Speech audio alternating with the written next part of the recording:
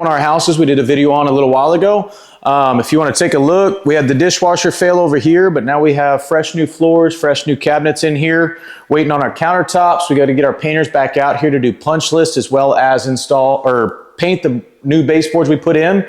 We ended up having to do a wood grade unfinished, just due to the fact of the profile the client picked out. He wanted to make sure that that's what he wanted. So they did not have an actual primed one. So now the painters are coming back out to do that, which is great because they got to come back out here, wrap up a few things. As you can see, here's our cabinets up here. We're not 100% completed, but you can see we got a couple different lighting changes from whenever we originally started.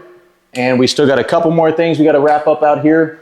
We got to finish doing the pennant lights. We got our can right here above the kitchen sink, things like that. Finish the countertops, punch list, wrap up on electrical, and then from there kind of get everything else put back together so we can get our clients back in their house as quick and efficient as possible.